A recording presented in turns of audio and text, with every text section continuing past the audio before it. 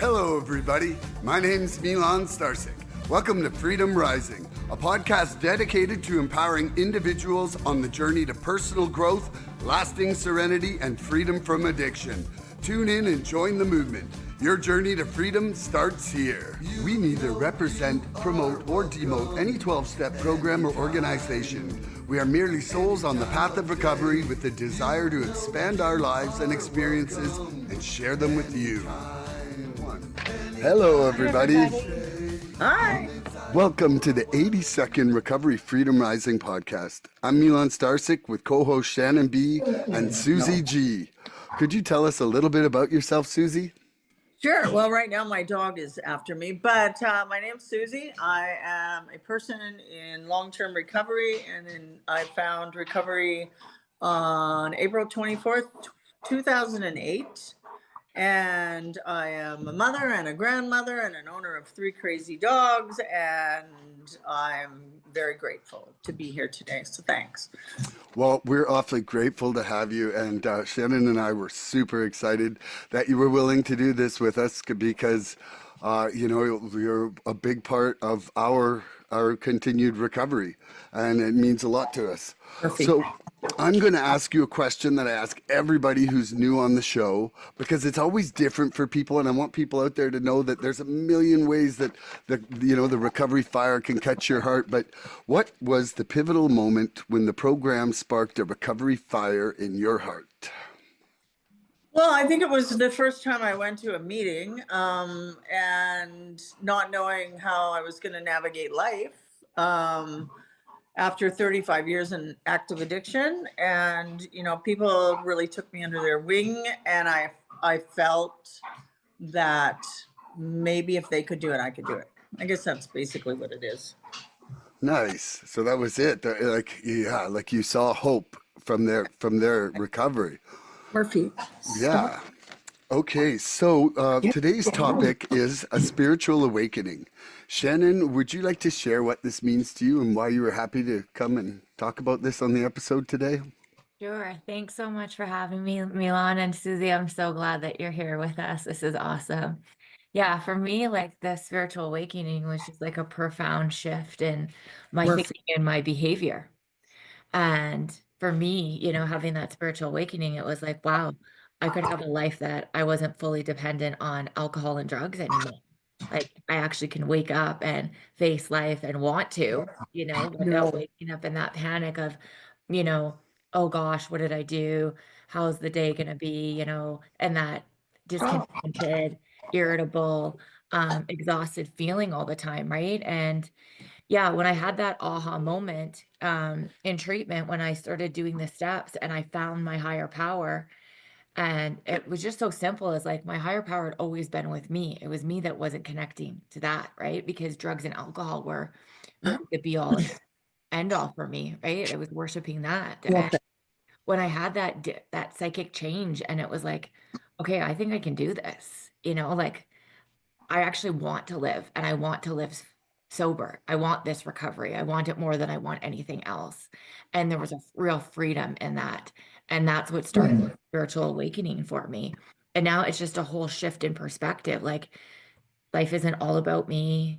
I want to give to others, I want to be of maximum service to the people that I love and care about. I want to show compassion, love, tolerance, remove judgment the best of my ability one day at a time too. And just live different than I did before. And there's just so much freedom and joy in that. Like when I would hear happy, joyous, and free, it was like, there's no way these people are talking about this without being on some sort of mind altering substance. Like I just didn't think that it came, right? That way. And I was always chasing that next elation, it was like those super high highs and then those devastating lows. I'm either better than you or I'm worse than everybody else out there. There was never any in between. And now I can like walk hand in hand, and just be. And I crave like steady. I still love getting fired up, but just over different things. And yeah, like I didn't think I would ever enjoy like routine or real peace or just everything's good or it's just another nice day. At first it would felt so foreign, So I was like, this can't be good, you know? But it really is. And it's a beautiful life. I'm not dependent on drugs and alcohol for anything anymore. Life gets tough. There's, challenges, things like that. But I know that if I stick close to God, I can get through anything. I stick close to the people that are like-minded, that are, doing the work like me. I have them to lean on. I got the support of my family. I've changed everything, right? That was no longer serving me. And yeah, it's like not that bad of a gig, I'll tell you that much. Awesome. And Susie, could you talk to us about what a spiritual awakening is to you and why you're happy to come and discuss this here today? So my spirituality really develops slowly over a period of time, as they say. When I first started hearing that God word, I didn't want anything to do with that. It was like, I didn't grow up like that. I don't believe in that. And I'm not doing that. And, what I really did where I really found my spirituality for a good 3 years was in other people surrounding me, other clean and sober people. And because I knew there was more power in a room full of people than just me. So it took a good 3 years. And, I think that's a stumbling block for a lot of people, that God word. But for me, I use that word God now. I do, my higher power. And, it's like God, it's dog spelled backwards, and I love dogs. Me too. And it's just a word. And um, I remember the day that I actually felt a connection. I remember the moment, and it was, I was driving down the highway, and this beautiful bald eagle flew really low over my car, and I felt some kind of something come over me. I can't explain what it was. It was a connection to something that wasn't, tangible, something I could see, touch, feel.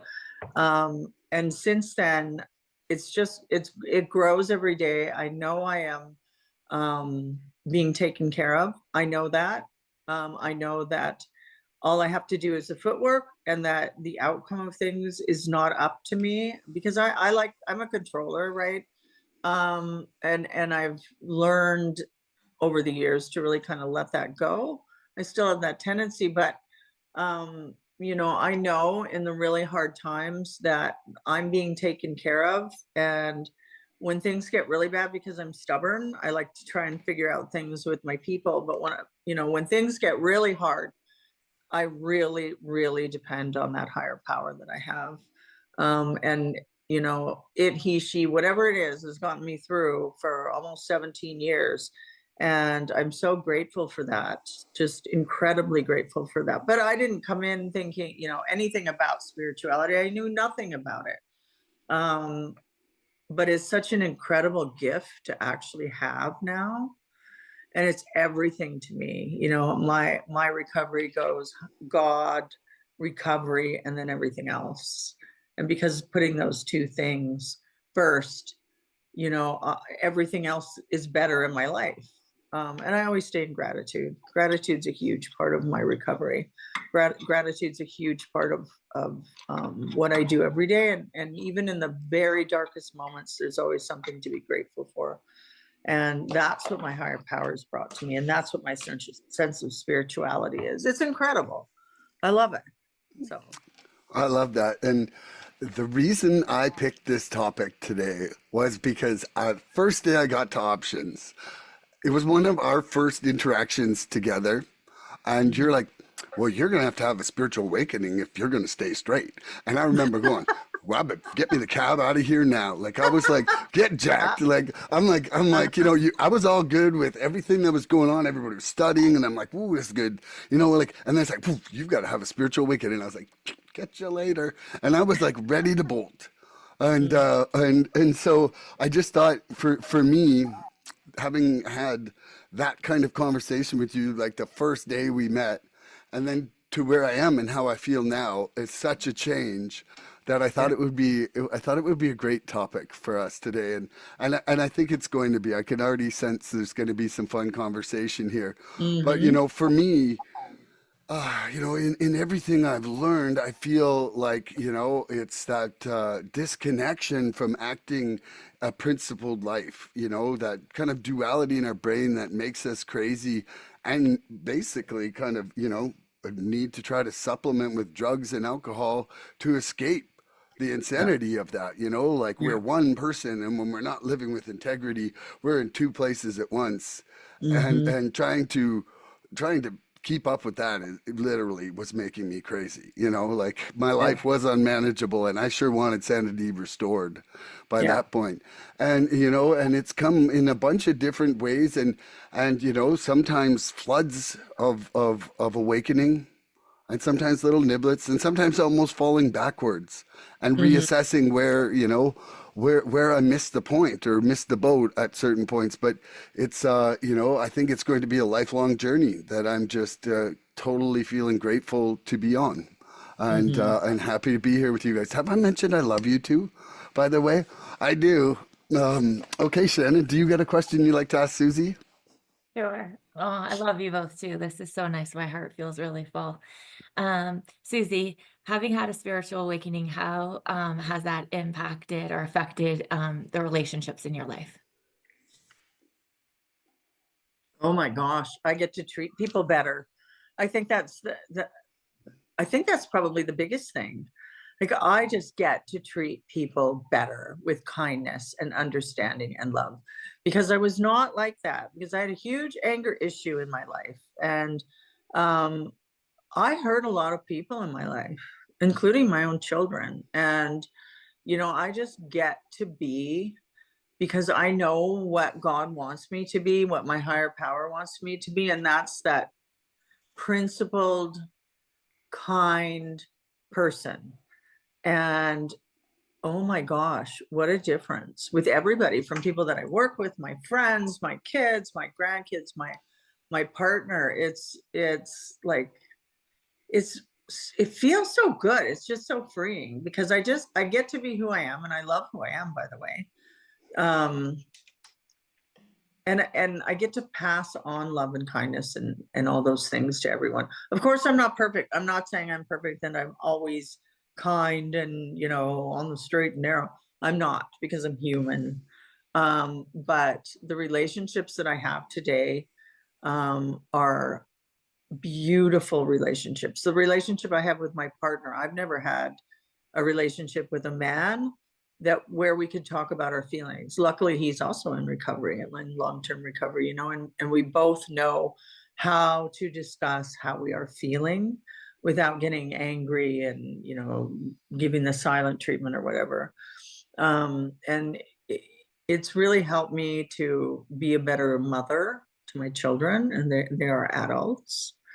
Um, and just the people that I work with and just everybody. I try my hardest to walk in those spiritual principles and their, love and courage and hope and integrity and all those things. And it feels good to have integrity. It feels good that, I try to do the right thing when nobody is looking. And that feels good in my heart. And like I was such a sketchy person, I would do things that nobody knew about. And I don't do that anymore.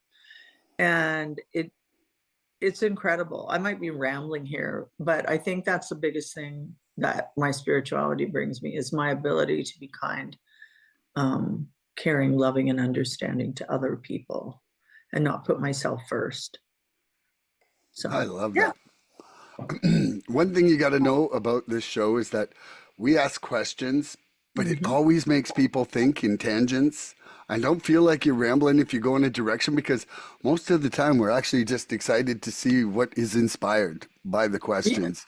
Then, Well, like, you both know me. I like to talk. So what, good, because this I is love it. basically a conversation. So here we are. Can you repeat your question, Shannon? I got all lost in the answer there. Sure. Having had a spiritual awakening, how do you feel it's affected your relationships or behavior Woo! with others? Well, it's in some circumstances it's I would say it rejuvenated them. Like in family ones that I thought were almost long gone, it's given me another opportunity in them, and it's changed a lot of the ways that I'm able to communicate, like to listen. I think that I'm actually able to hear more of the other person's side, and also to see, like, to see my part, like by kind of, implementing the tools of the steps. I used to think everything was somebody else's fault if it was negative, like Mhm. I just didn't have the tools to go back and see, maybe I helped steer this to shittiness, earlier on. And now, like now I'm generally making amends within an hour and a half. Like that's that seems to be my cognition span right now, and then tail between the legs span, and to turn around and to. So it's made them better, and it's also made them a lot more real. Like I feel that the real kind of shallow, not deep, like, like I more enjoy to do something like this and really talk deeply about something than to be like, how's it going? And then, somebody says, how's it going? And they don't really care what you say because they're just saying it out of, action. Like I want to actually have some real interactions with people. So I feel like it's also brought a deepness and a closeness with friends that I'm close with at this time in my life. And what about you? Well, definitely more compassion. And I feel like I connect with people in a much more meaningful way. My relationship with my family, like it's always been good, but it's so much healthier and just closer now, like in a real closeness, you know?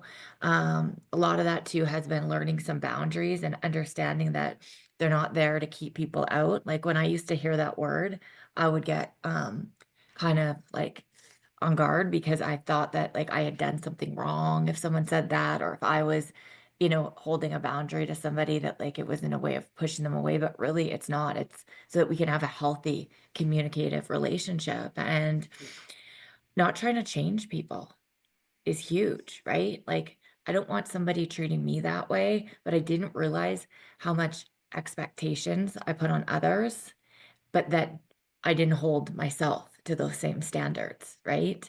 And like the lack of humility.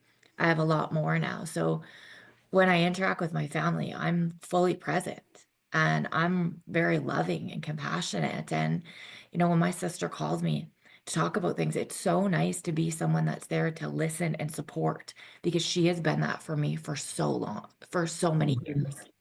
years, that she feels safe and can turn to me and knows that like I can either, just be a safe space for her to confide, or I can, give her some good sisterly advice. And like it's real, genuine, good advice now. So that's really nice too. And like in my friendships, much better friend.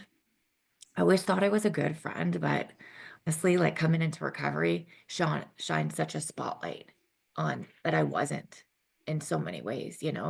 And now I am like, I'm just loving, I listen.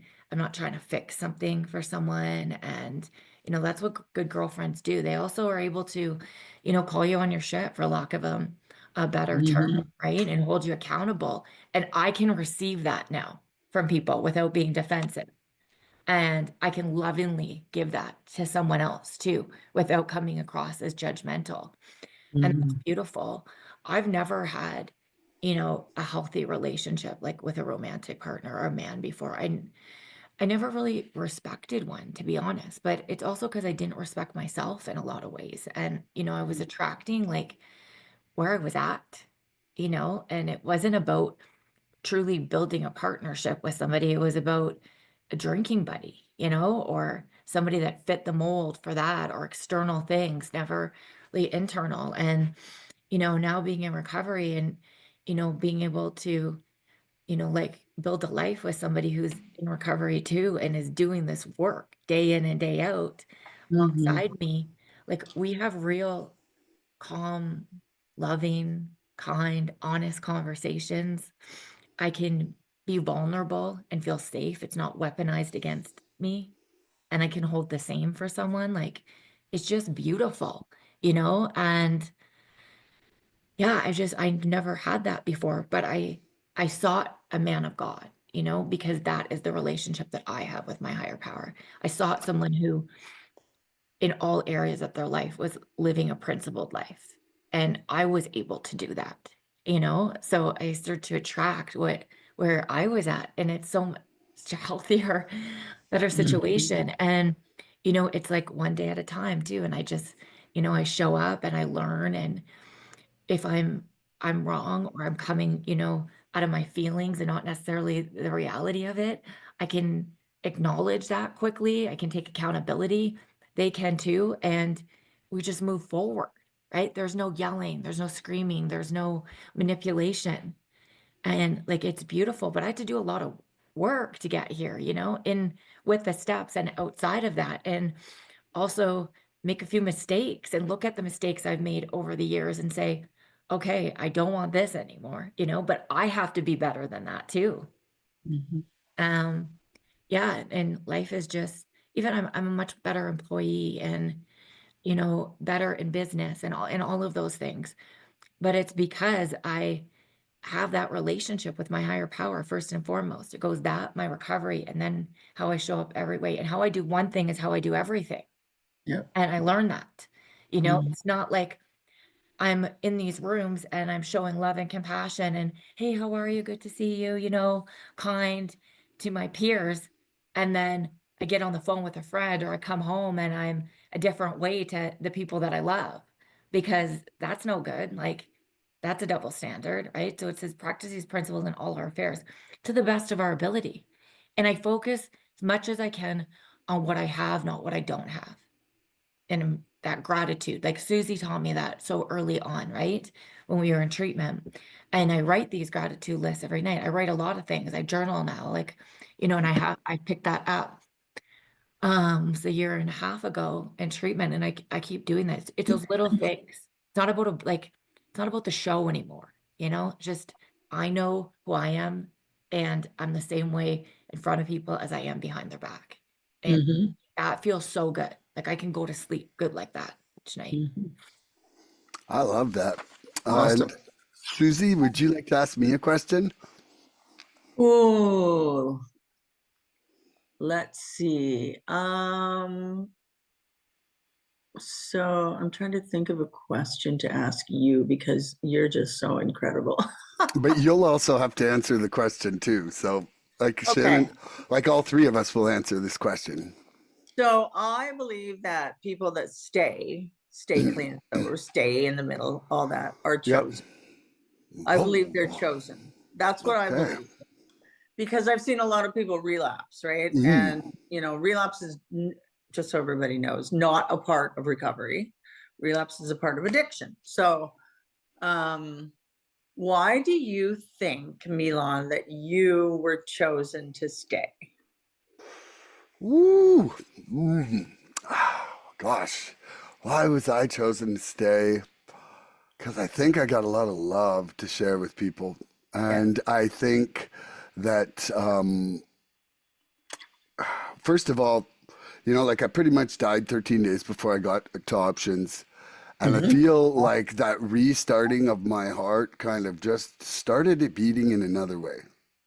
Like where it was like, man, like, like young Gabriel there who works with you and I love extremely. Yeah. He was like, dude, you were as open minded and as willing as could frickin' be when you Yeah. arrived. Like Yeah. I was just like, please give me some more Uh-huh. information. Come on now. Yep. And, and, True. and, now that I found the miracle of this program and how it's changed my life, I feel that I can't help but to want to share to other people what life can be like happy and straight. I grew up in Southern Ontario and I did not know a sober adult till my Mhm. late 30s. Like, and people are like, yeah, right, whatever. And I'm like, no, like someone who didn't drink drank six or less. That was a non-drinker.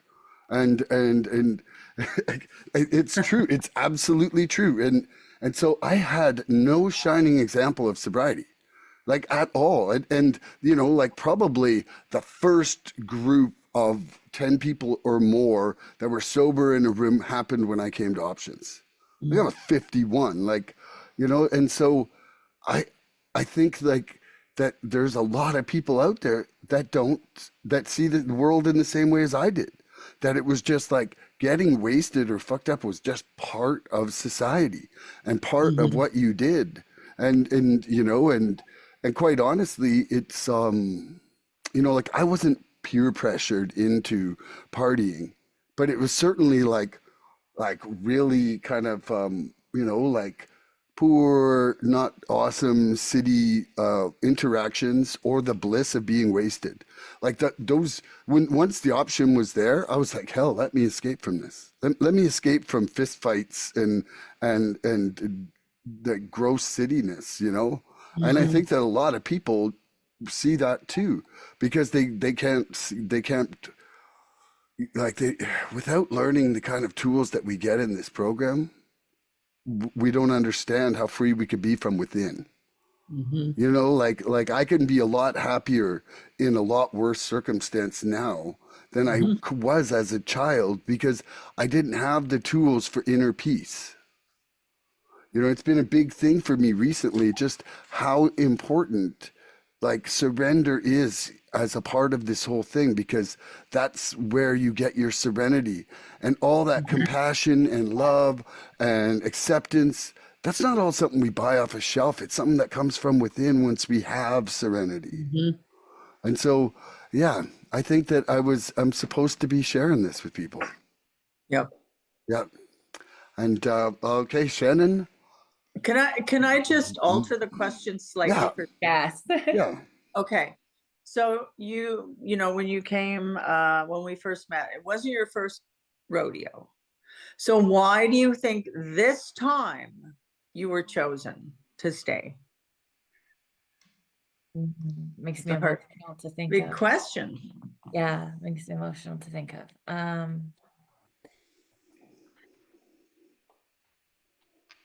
Instantly I can think back to that moment, and it was in a split second where, for those of you that just listening don't know the background of me as much, um, I went back out and, it was a slow burn for sure, um, until it was worse than it had ever been.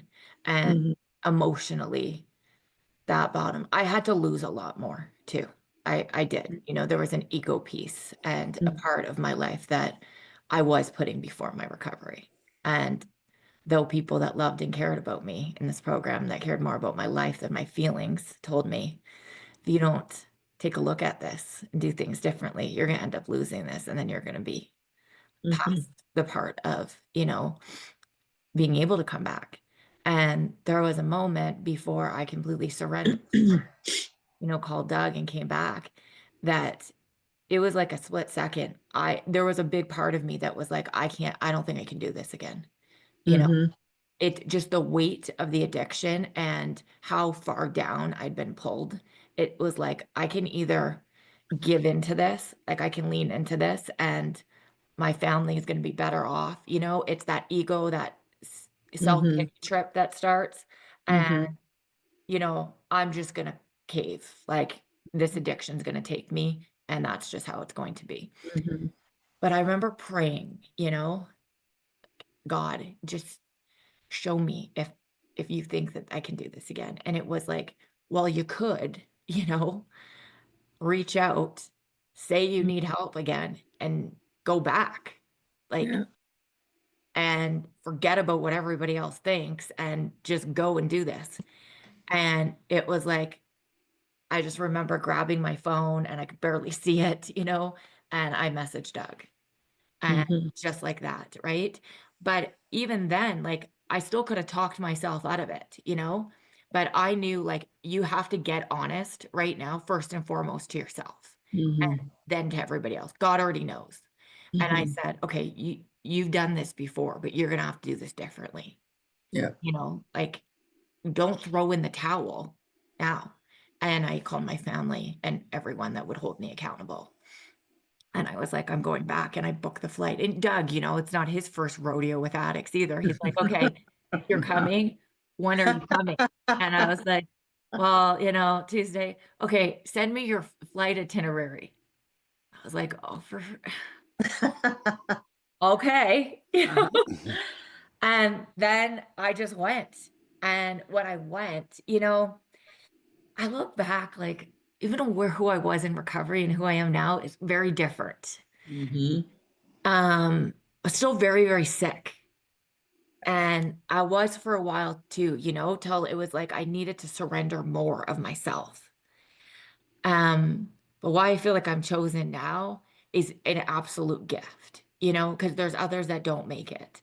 I think Mm-hmm. because I did have such a strong foundation before in this program, and I had built that community, and I had done what I needed to do. It was like there was still something missing, and I needed to be taught what that was.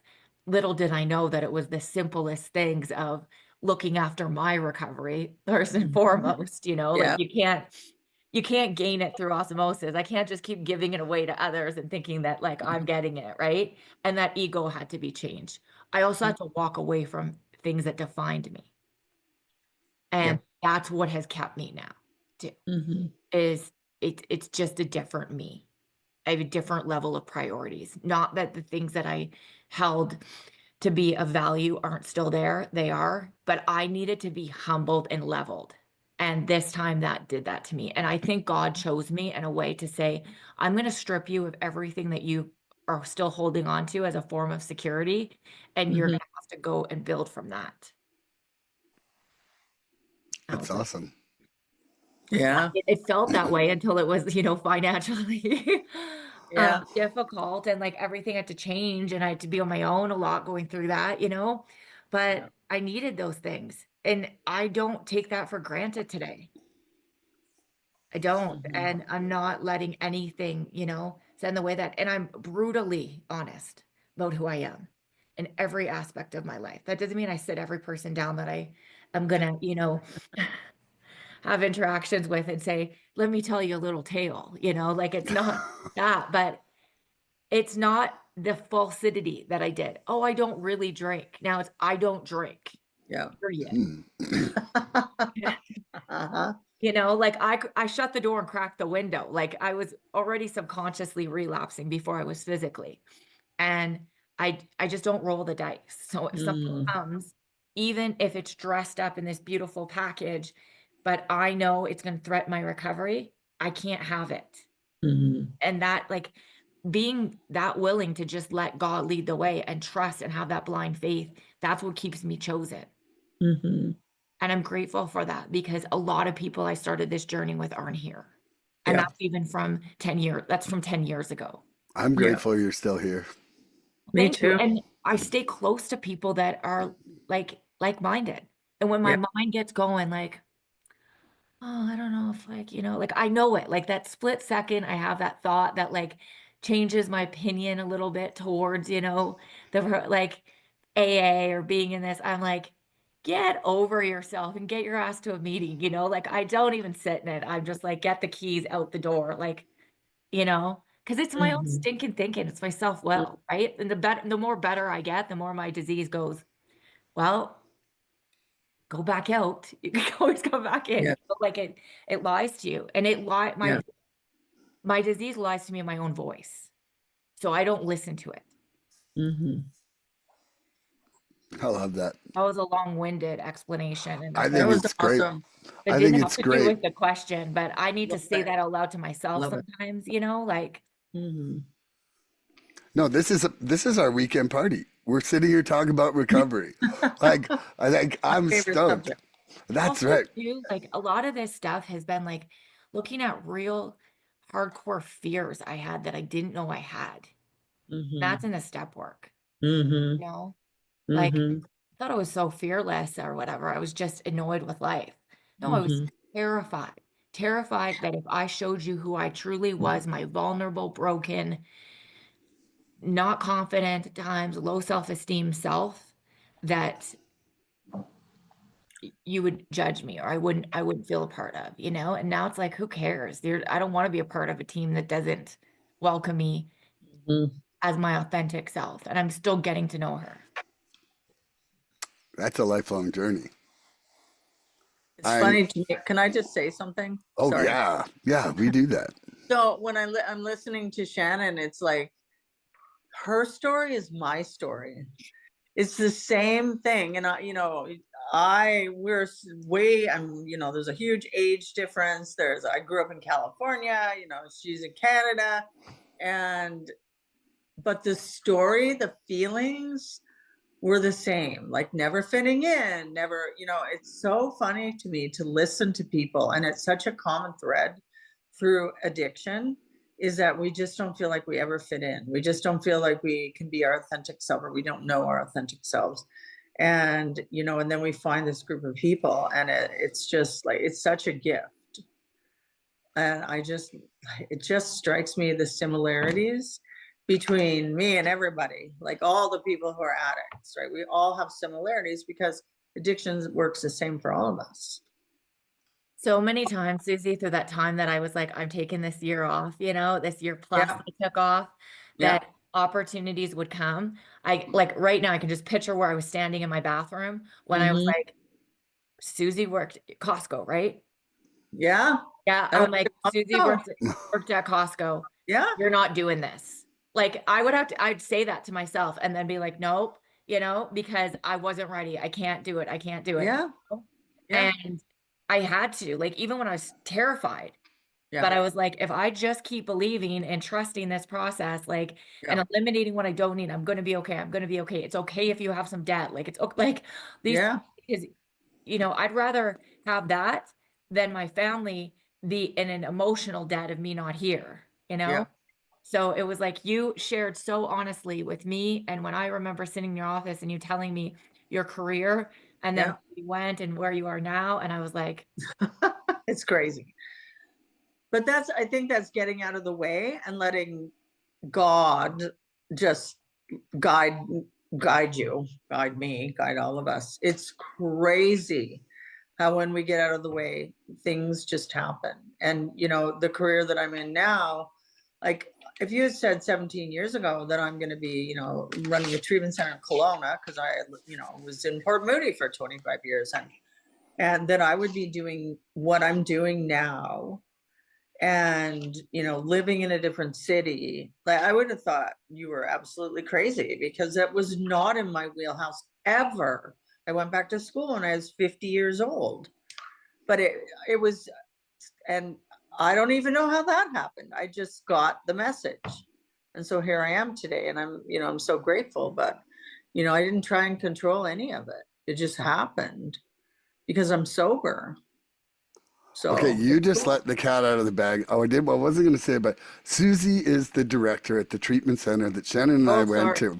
And I just wanted, no, I wanted to say it, but I didn't want to say it unless you were comfortable saying it. Oh, I'm fine with that. So the most amazing treatment center in the universe is run here by Susie, Options in Kelowna.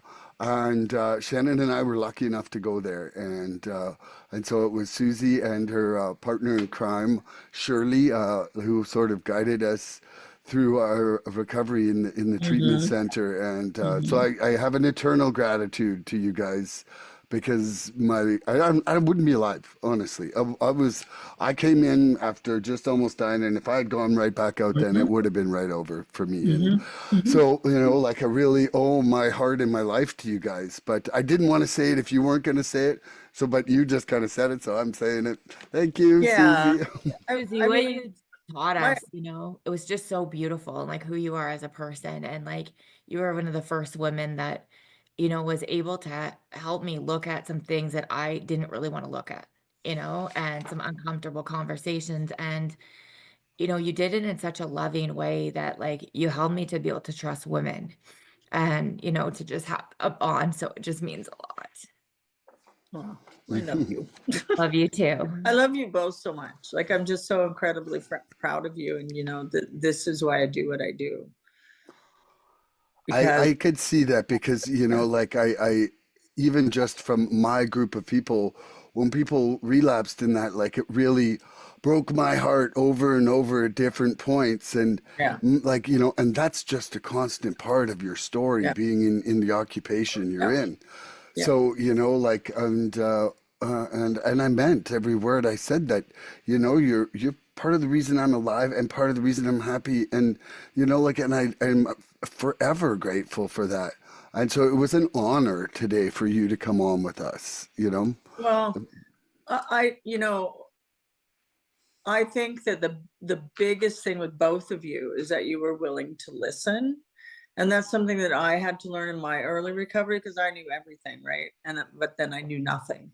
And so the people that listen, and I don't say that, you know, listen to me. I only know that because I've lived that, and I learned that from people before me, from my mentors, you know, with a lot of time. And so all I do, you know, is pass along what I know, and I know the importance of listening to people that know better. And I don't mean I know better, right? Mm. It's like we walk this path, and if you listen and follow, I always call it a recipe. If you follow the recipe, then you know, you're going to stay clean and sober, and you're going to have a great life. If you don't, then you're going to relapse, right? And I just don't understand why people relapse. I don't get it. Still to this day, it's like relapse is not a part of my story. I'm very proud of that. But I knew that I couldn't drink or drug anymore when I left the treatment center that I went to. I knew that. I just didn't know how to navigate life without that stuff, because all I knew from 15 to 49 was, you know, getting through everything by being loaded, basically. And so I learned to listen, and the people that listen always do better. So I don't understand why people walk out the door and relapse. Because freedom isn't free. No, well, Freedom isn't free. Freedom is work.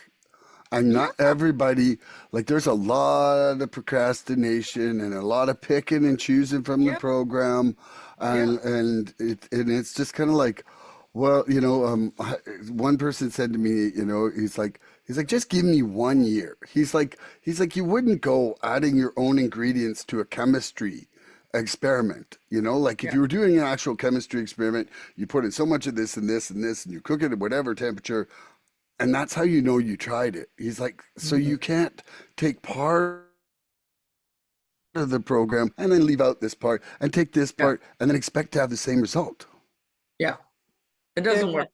there's a uniform, you know, belief system, right, that keeps you from relapsing, and that is what you talk about heavily, Elon, is staying in that surrender. Because Hmm. for me, you know, I didn't Yeah, ever think either yeah. that I would have passed a lie detector, you know, Hmm. that I Hmm. didn't believe I was going to get there. But Hmm. when I look back, when I run it back, I'm like, will, resentment, Yeah, Okay. oh, judgment. Like, you know, it all pops yeah, up. And it's like when you just take your will back in something that has nothing to even do with, like, I'm not at a liquor store taking my will back, you know, I took yeah, it in other areas. And then yeah, I was no longer in recovery. I yeah, was a person who was back in addiction before I yeah, was in it, yeah. you know? Before you picked up. So That's that surrender, like that has to be an every single day thing, even when you don't want to choose it, even Uh, when, you know, that especially when you thinking, don't want to choose it. yeah. And that's why it says like pick up the phone, reach out, you know, because sick can't get hmm. sick. When you get in that sickness, your mind, my mind was like, thanks for the information, you know, Yeah, but I think I've, you know, like the insanity. yeah. And that, you know, addiction is a brain disorder, and you know, people who are addicts and alcoholics are generally high levels of intelligence, which is a huge detriment, because I tried to think my way. You know, I thought I could do, you know, whatever. I never really stopped, but I'd say, you know, I'm going to think about this and not do that. It's a thinking disease. And so, you know, I always say the furthest distance we travel is the head to the heart, because the truth lies down there. And I knew the truth. The truth was, I can't drink or drug or I'm going to die, because I ended up on life support. And I chose to live, whatever that looked like. And it was really hard in the beginning, but it gets easier. Like you know, my recovery, it just became like breathing. It's just what I do. It's a central part of my life. And, you know, it's worked so far. I mean, God willing, you know, in 12 days or whatever, I'll be 17 years, and that's crazy. That's Woohoo! insane. That's amazing. I just don't know how that even happened. And you know, one of the biggest things for me, my spirit, my own spirit, is I can honestly say that for almost 17 years, I have not had a drink or a drug. And I don't have to convince anybody of that. I know that's the truth. And for somebody who lived in dishonesty her whole life, that is integrity to me. Like, I think, whoa, I did that, right? Because I listened. Yeah. It's incredible. I'm so grateful. I know when I hit my 18 months, I was just like, wow.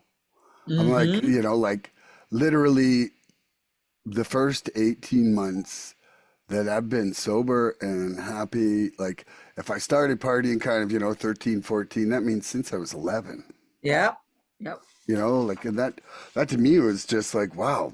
It was, the big scope, big plan of things is that I'm here. I want to stay here. I'm doing whatever Mm-hmm. the fuck I gotta do to stay here. And that's it. It's so gratifying for me to see that. Like, Mm. I can't even tell you how gratifying and how wonderful that is for me, for my heart, to see other people having what I have.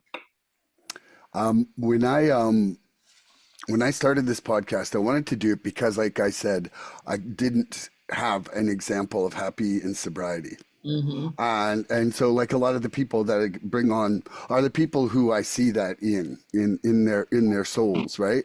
Yep. And what I wanted was for somebody who's new, and like, maybe couldn't afford treatment, maybe couldn't get into treatment, whatever, shaking it hard at home for the first month. Yeah. They could put this on like Netflix and just like ride it out at home and learn something about recovery, but also Yeah. learn about, that people could be happy. Yeah. And it just happened with Yeah. some people at a group I went that I'm going to, and I was like, "Hey, you can check this out if you want." And they were just like, "Yeah," I was like lying at home and doing, and I was like, "This is exactly why I created this. This is so awesome that it It turned is. into that kind of service and Yeah. like the dream coming to reality sort of thing." Yeah. And that was a good lead in for my next question, which I'm going to ask Shannon. Okay, a spiritual awakening is just that, an awakening.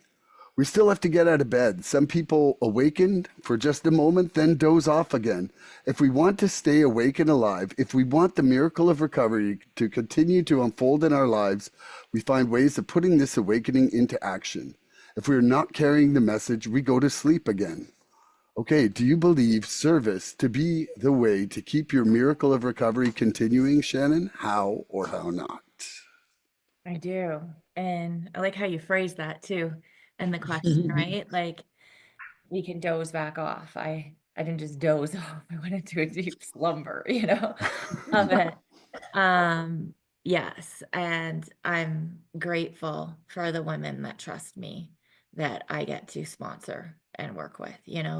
And I truly, truly believe like God leaves certain women to me for a reason. It's stories are similar, the struggles, right? The trauma, Mm-hmm. um, what I've lacked, and been able to gain back now, I can share with someone else. And if I didn't have a sponsor, I didn't have, the counselors I had in treatment and people that were carrying that message to me, I wouldn't have it, right? So the least I can do is continue to carry that. And it tells us in our literature, right? If you want to stay sober, you have to continue to work with other alcoholics. So Mm-hmm. who am I to try it a different way, right? I can't afford to, and I'm way too fearful to try to do anything my own way again when it comes to my recovery. So yeah, I think it's a beautiful gift to be able to. And if you're first new in this, right? Before you're even sponsoring, just going into a meeting and going up to Mm-hmm. somebody who's brand new, right? Like it was taught to me, like even if you Yep. only have 2 weeks, that the person may only have 2 hours, right? Mm-hmm. And 2 weeks to them seems like a miracle. So just going up and saying hi to someone, you know, asking about them, being able to share a little bit of your, strength, experience, strength, and hope. So wonderful. And two, I go up to other women in the program that have things that I want. I'm struggling with discipline or, struggling with intrusive thoughts and like ego, I ask them, how do you stay in surrender? How do you pray? Mhm. Like, so that I can learn, because that's what this is about. It's one alcoholic or one addict with helping another. And that can take form in different ways. Also, too, is giving back to my home group, you know, like that's all service, that's all being a part of. And I stay a Mhm. part of. I stay in the center of it, right? Not on the outskirts, like watching, judging, picking what I want. It's the Yeah. same in that. And also, too, like I am an example of what recovery looks like. So when someone has a daughter or a son or whomever, or niece or nephew that's struggling, they can reach out to me and be like, hey, do you know any solid men in this? Or can you help this person? Yeah. I'm like, you know what? I can't, but I've got a team of men that I can introduce them to that could, hey, I'll call your daughter, or, Mhm. I'll go take this person to a meeting. And like, it's just a gift to be able to do that, right? That's not like work to give back. It's just how we keep it going. Yeah. I love that. And Susie, do you believe service to be the way to keep your miracle of recovery continuing? How or how not? Oh, it is the most important thing to me in my program. Well, maybe not the most, but it's a huge part of my recovery, helping others as I was helped. And I truly believe that I'm sitting here today because my purpose was to help others. And I sponsor women, and I have a sponsor, and for me, it's like it never ends, and that's okay. I just it's just everything. To be able to be here to help people is it's such a gift. And to know what my purpose all my life actually was that I didn't know, and my everything that happened in my addiction and my childhood and all that led me to where I am today. And I believe that I have a responsibility to pass it on. And I never get tired of it. And it's incredible. Like I, I, I can't even tell you how that makes me feel. People are like, oh, you're too busy to talk to me. I'm never too busy to talk to anybody. I'm just not. And it's okay, right? I mean, sometimes I have to not answer my phone after 11 o'clock at night. Yeah, you need some rest. Come on. Yeah, because sometimes, people call me at 3 in the morning or whatever, and I'll see the phone, and then I'll call them back and they were drunk. But anyway, yeah, it's a huge part. It's a huge thing. It's, the program tells us that that's what we do. We give away freely what we were given so freely. And I'm really, really, really grateful that I get to do that in my life. And it just, I have a beautiful group of women around me. And I've had a women's step group in my home every week for the last 16 years. And I've seen a lot of women come and go out of that group. But the ones that stay are the ones that get involved, with other women. And for men, it's other men. And to watch the friendships that form around me from the people that I know, the women that I know, it's just, I can't tell you how that makes my heart feel. So it's my purpose. I believe that it's, a very integral part of recovery for everybody, really, because I was a selfish person all my life, and now I'm not. Like, I try and be selfless, and I love that. I'm glad I'm able to do that. So the answer is yes. I believe it's huge. Awesome. I've experienced some of your service. Like I know what was your job, and I know how you went above and beyond inside my heart. And I remember 5 words: walking in the door, scared shitless, coming into options, and young Gabriel turns to me and he's like, "You're in the right place." And it's like those 5 words changed my life. Like it was like, oh, okay, I'm in the right place. And then I was able to settle in. Yeah. And I say that to newcomers all the time now, Hmm.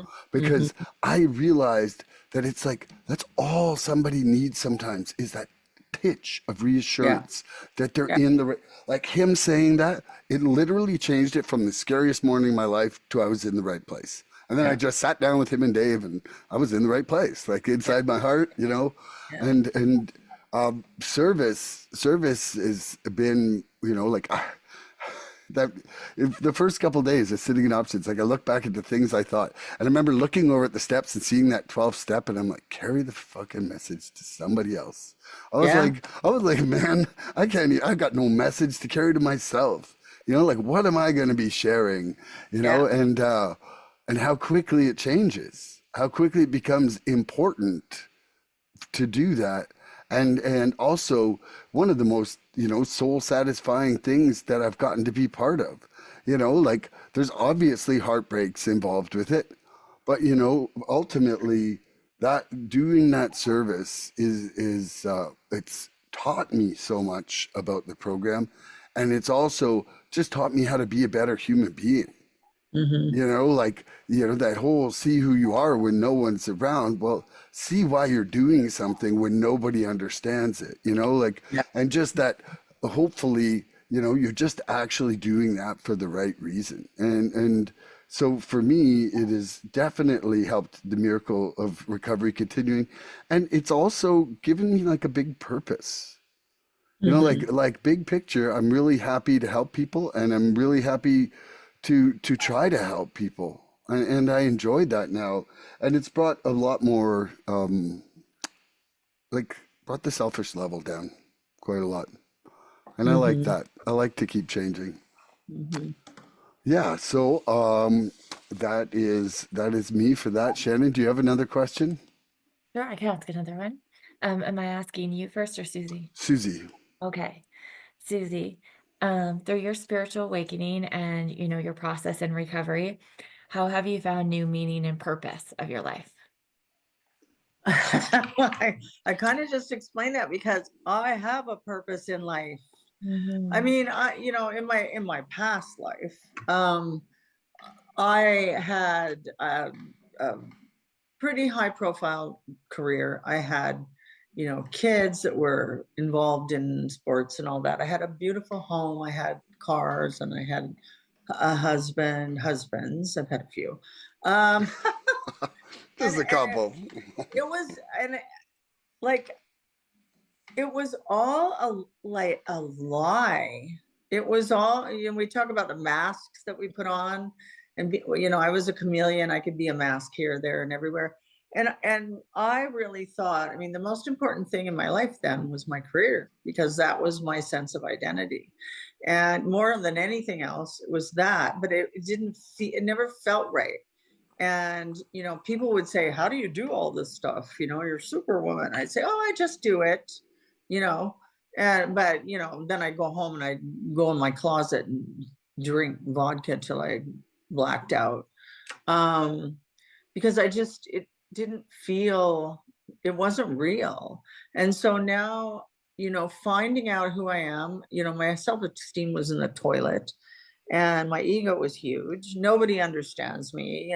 Nobody's gone through what I've gone through. I know I'm just a common garden variety alcoholic. That's what I am, right? Yeah, I had a hard life growing up, whatever.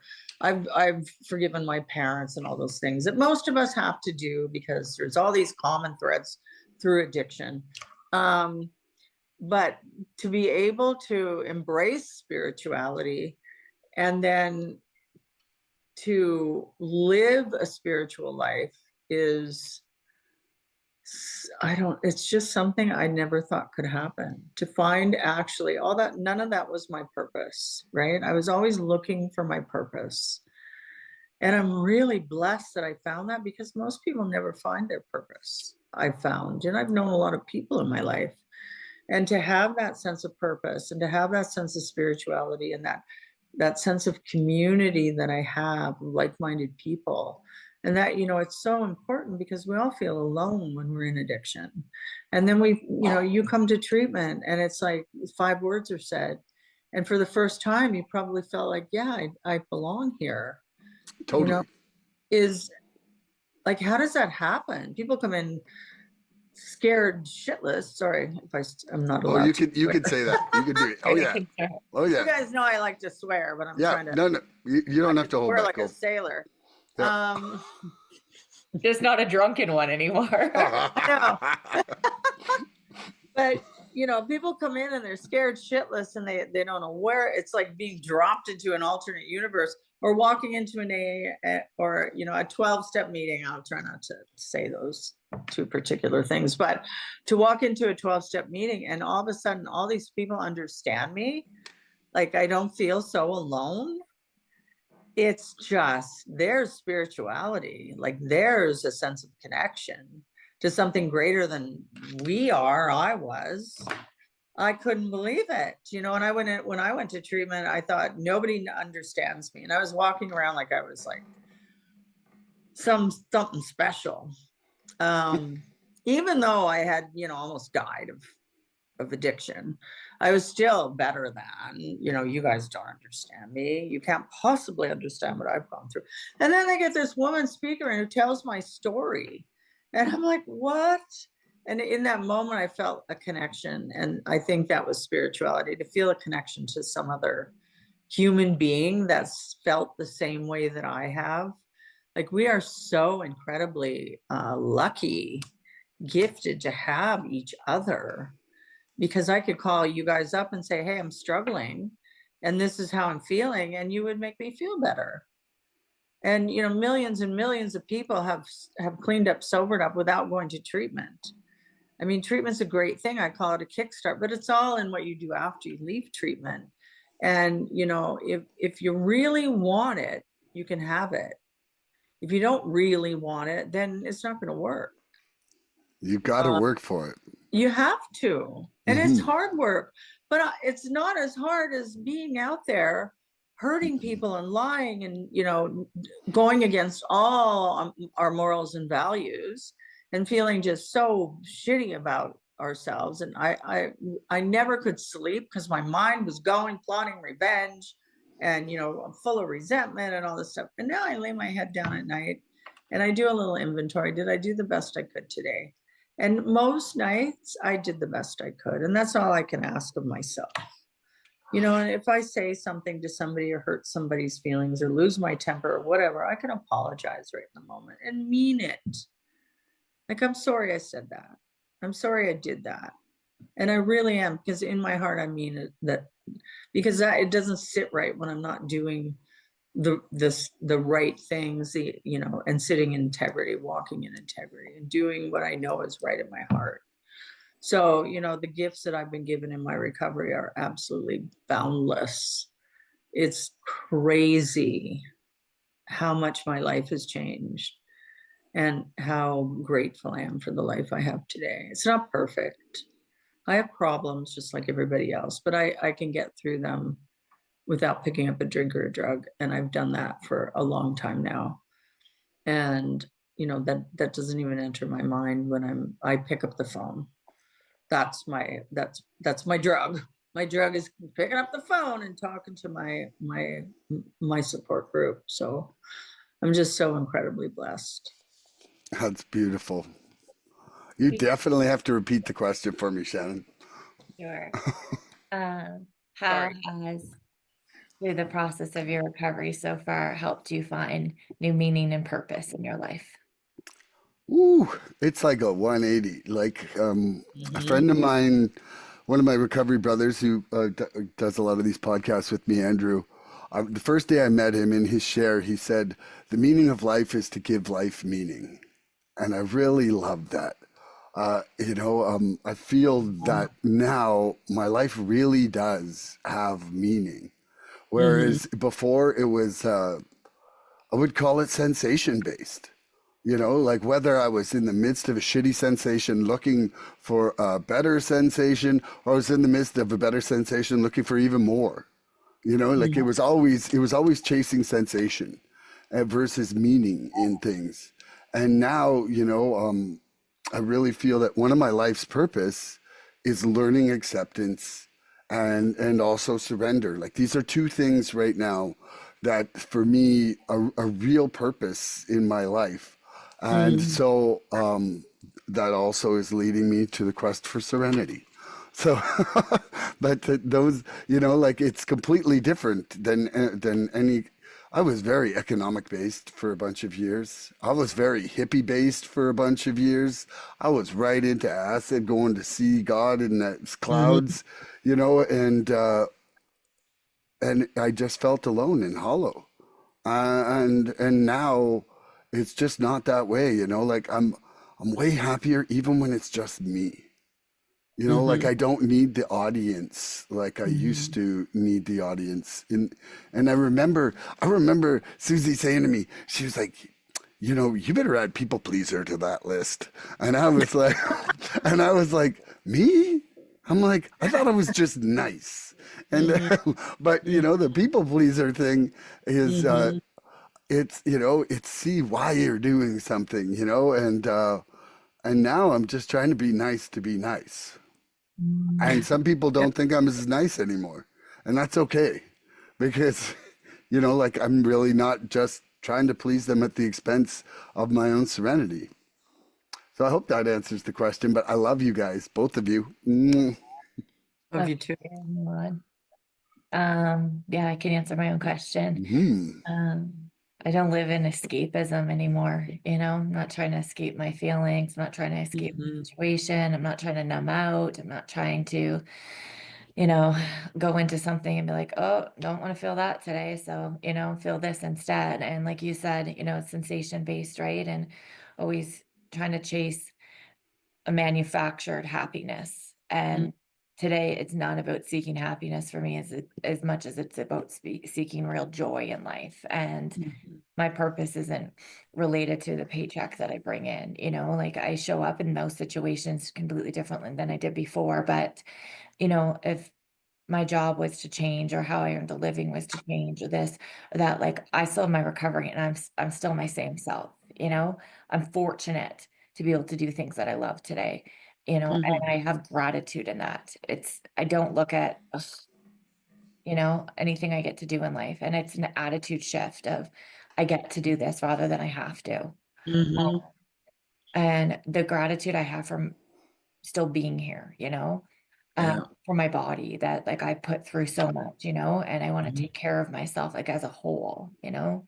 mentally, physically, spiritually, emotionally, and it all ties into my recovery. My purpose is to continue to grow in the likeness of God, to walk, be a woman that walks with grace and leaves people better than I found them, and that is consistent, and that, I'm a good daughter, I'm a good sister, I'm a good partner, I'm a good friend, I'm a good sponsor. Like that is what fills me at the end of the day. And I'm living authentically. I can look myself in the mirror and be like, okay. And I can also acknowledge, like, still got some growth to do in these areas. And that's okay, live with integrity. Like that's what matters, right? Like the love that I have and the joy and just the people I get to surround myself with and live life with. Like that's just such tremendous meaning to me. It's not about superficial things and Mm-hmm. right, because that never did it anyways. Like that was enough, so this needs to be enough. And like, it's like hungry, hungry hippos. You're like popping one down More, and more, something. more, more, It's like that more, disease of more, right? more, And more. never enough. Mm-hmm. And today I've more than enough. Mm-hmm. And it's what I'm supposed to have, not necessarily what I want. Yeah. And staying with Beautiful. gratitude, staying close in my faith is so important to me. Mm-hmm. And Susie, do you got another question for me? Yes. So Oh, woo.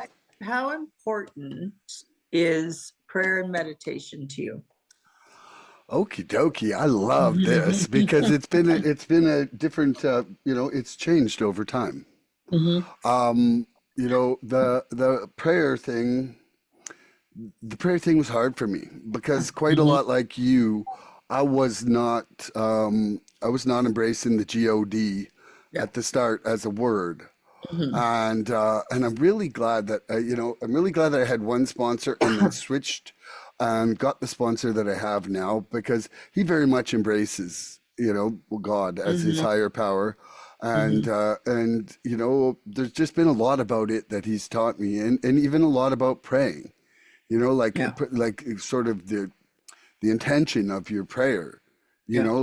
like almost like in some ways you can use prayer kind of as a subtractive thing, like to help take away, like basically humbly asking him to remove all your shortcomings, like almost like in the step work sort of Mhm. way, and then looking, for you to kind of have a level of surrender and acceptance in your life. And so, really, for me, it was probably about last October, right around the 1 year part, and I was like, okay, made it to a year. What's going on with my program? Like I did kind of like a program inventory, so to speak, not necessarily like another moral inventory. But I looked and I thought, you know what?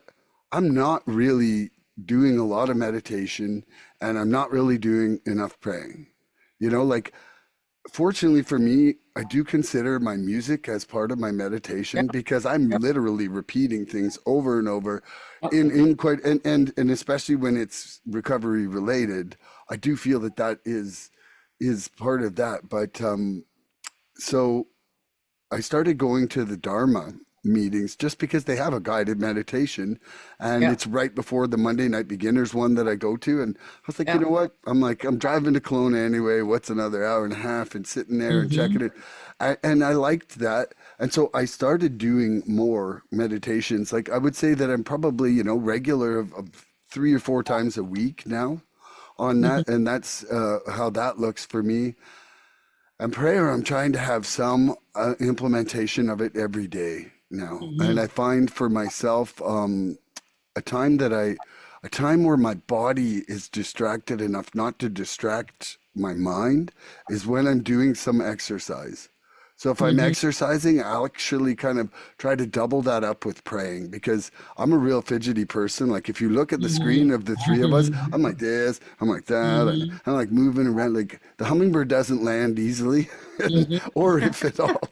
And so I almost have to distract my body in order to be able to free my mind. Hmm. Which is another reason why I think that playing music and that has been good for me. But you know, uh, it's been um, it's been such a great journey of implementing both of those things more into my program. You know, uh, Hmm. I don't think I don't think you have to approach the praying really even from a religious standpoint. Like Yeah. it's almost I used to write out affirmations in the morning. This was way before I was involved in the program. Hmm. And I realized I looked at my page of affirmations and I'm like, said to Michelle one day, I'm like, this looks an awful lot like prayer to me. I'm like, this could have been out of like a prayer book that was sitting in the in a Hmm. church, and so I think that there's been some form of it. It's just actually acknowledging it for what it was in my life, Hmm. Hmm. and but it's something A that I'm becoming more comfortable with, and B, I'm seeing both of those things as necessary tools now to get any kind of serenity and bring me to the present moment, which Hmm. increases my conscious contact with my higher power. And in that moment of conscious contact is where then I can have those things, like I was saying, of the acceptance and the surrender flowing out of me instead of looking around externally for them. Hmm. I don't think without the meditation and prayer that I find that state very easily with Yeah. the way my brain works. So, yeah, anybody out there who's new, don't be afraid. Embrace the calm because the calm is actually pretty freaking cool. Hmm. Hmm. Yeah. Yeah, Shannon. Hmm. Yeah, I don't think that prayer really has anything to do with like a specific religion or, especially like growing up in Catholicism, a lot of it is very shaming and condemning, right? Like I don't believe that's how God is, and I don't communicate with God in that way. And what I've learned, in recovery this time is how I communicate with God. Like it's just an ongoing conversation for me throughout the day, right? I'm not going to him when shit's hit the fan and I'm like, oh, please God, get me out of this one or Yeah. help me with this, Yeah. making another false promise that I have no intention on really carrying out, like Hmm. I'll stop drinking or, I won't put myself in this situation again if you just like help me get this person off my back, like it's all ego. But today I'm talking to God, like from when I wake up to like I go to sleep, and I pray in abundance. Like it's not fear-based. So thank God before I go into something, any situation, right? God, thank you for giving me the strength going in this, you know, thank you for giving me the words for this. Like I'm saying it like I know I'm going to have these things, you know? Mhm.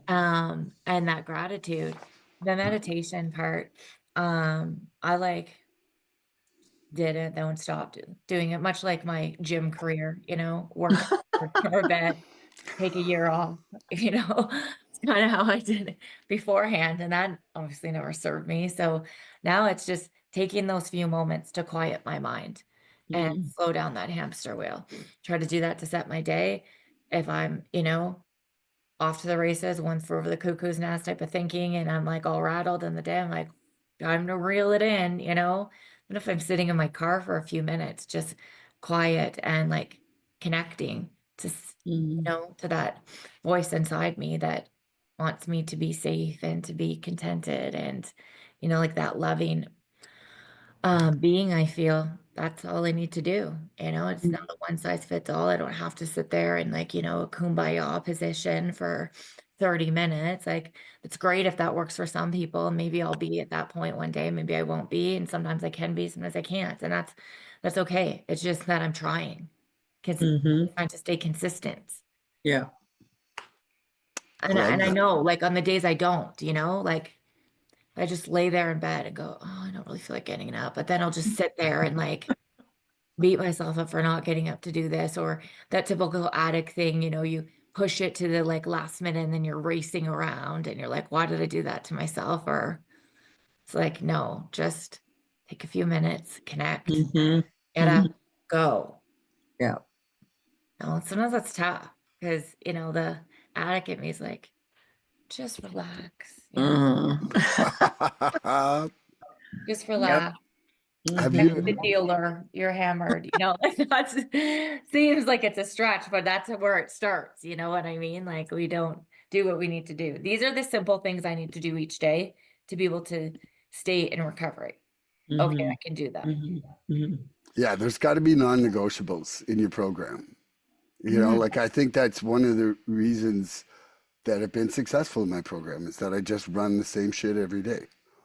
You Mhm. know, like, and what works keeps Yeah. working.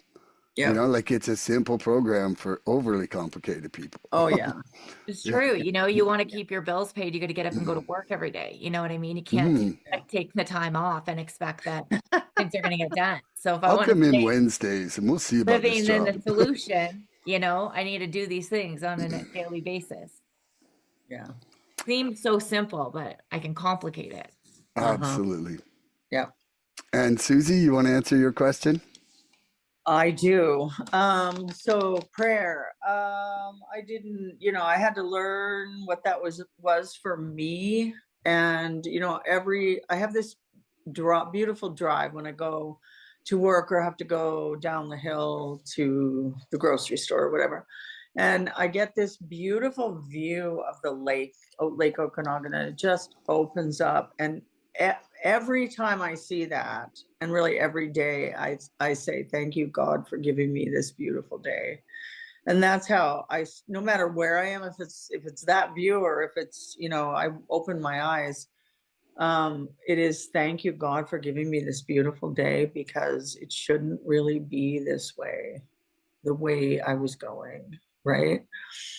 And like I said, I think I said earlier, I'm stubborn and if something's going on, I'll think about it and then I'll call my sponsor or somebody else or whatever, and go to a meeting. And when things get really, really, really, really hard, that's when I really like pray. Okay, I'm giving this to you, God, because I can't handle this. And it's funny, I should do that more often because it really just almost instantly feels like it's being taken off my shoulders. There's a weight literally going off my shoulders. And I pray throughout the day, and I pray, that my son's okay. He lives in the States, and I pray that my grandson's okay. And just little prayers for people, and I pray for guidance. Like I can sit for a few minutes by myself, and if I'm jammed in or if I'm angry about something, because I do have, that's one of my biggest defects is anger. And I can just pray, just relieve me of this feeling right now because it doesn't feel good. So prayer is huge. There's a whole step for that. And meditation, that took me a very long time to hear because my brain is squirrely. I'm like Milan. It's like, woo, stuff is going on all the time. And my poor husband, he, we'll go for a drive and I'll be like, well, look at the lake. I need to mow the lawn. We forgot to bring the grocery list. It's like, and then I wonder why and then I say to him, aren't you listening to me? And he'll say, well, you just said, 12 different things. I don't know how to respond because it's so rapid fire. So for me to find out how to meditate was very difficult. And I found that guided meditations were the best way for me to do it. And that I found an app called Insight Timer. Shameless plug for Insight Timer, but it's this free app and it's got 100,000 different. Plugging good things is okay. Go for it. It's got 100,000 different meditations for anything, anxiety or depression, and I really found that was the only way that I could calm my mind, by really learning how to focus on what was being said in my ears. And now it's cool because I can do that. And I do that every night when I go to sleep. I listen to a meditation and it doesn't take long. But it took a long time for me to be able to calm my mind enough to do that. And I think a lot of people have the same problem because we're all kind of squirrely in our heads, let's face it. So, but it is hugely important, prayer meditation, to my recovery. But like anything else, it took me a while to really understand what it was and implement it into my life because it was different than anything I'd done before. So it just takes practice. And I think a lot of people just don't, they're like, I can never do that. I can't do that. I can't meditate because my mind is too crazy. But if I can do it, anyone can do it. And if you can do it, I can do it. That's the beauty, because we're all addicts, right? We're all alcoholics. We all have the same kind of crazy brain. So it's just a huge part of my day. And I think it's really important. And I hope that people don't, a lot of people do get turned off by that. Mm-hmm. But it's like sometimes we're just willing to learn new things. I love that. It works. Yeah. So I know that Shannon's got a deadline and when she's got to go here. So now we're going to have what we call the lightning round. I'm going to ask a question and I put on the timer for 2 minutes. So we get a 2-minute response. And then when it beeps at the end, it's just like, it's a fun way of, like, we call it fun recovery here. We're having fun in recovery. Well, always. Yeah. Love is the flow of life energy from one person to another. This is essential to what we do. We connect with others and through them to a power greater than ourselves. Opening up to the world around us is a spiritual awakening. How has your recovery opened you up to the world around you, Shannon? Yeah, I'm far more present, right? In situations. I'm not in my head as much. So I can really take in what's going on. I can listen a lot better, right? And I can see the forest through the trees, so to speak now. I am more observant and I'm like, wow, this is a really beautiful situation to be in, or I'm really grateful for this, and I'm just more connected. I don't have a whole ton to say, but as a result of all of that, like I'm more free and giving of love, joy, compassion, receiving that from others, and just the gratitude. It's just a big bubble of gratitude. I love that. Awesome. Okie dokie. I'm going to start the timer again. Do you want me to read the whole question again, Susie? Sure. Okay, love is the flow of life energy from one person to another. This is essential to what we do. We connect with others and through them to a power greater than ourselves. Opening up to the world around us is a spiritual awakening. How has your recovery opened you up to the world around you?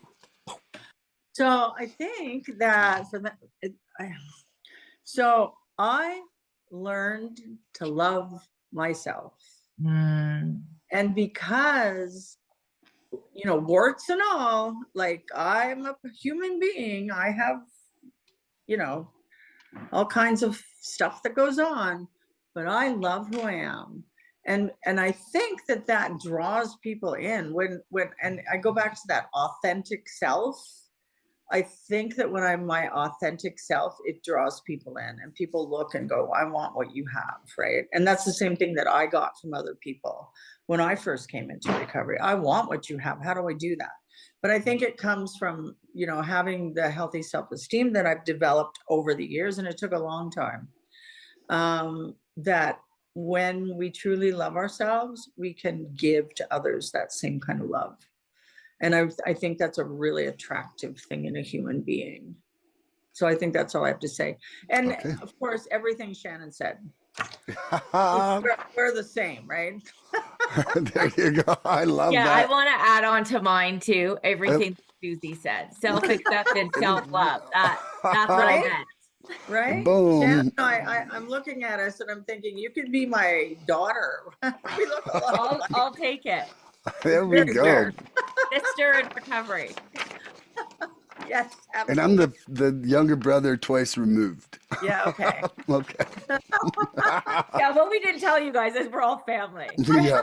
Yes, we are. I'm the other cousin, Daryl.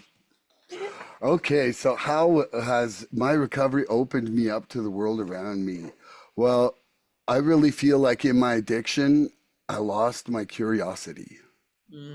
I really feel that, I really stopped caring about the questions. It was like I had a pretty narrow field at the end, and I was just happy with my rinse and repeat and more.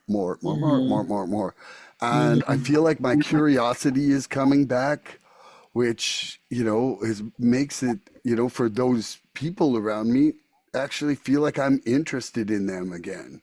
And I just don't think that was the case inside my addiction. And basically, I feel much more connected to the world around me. Like in the people wise, in my relationships, it's opened up my world because I'm not just by myself.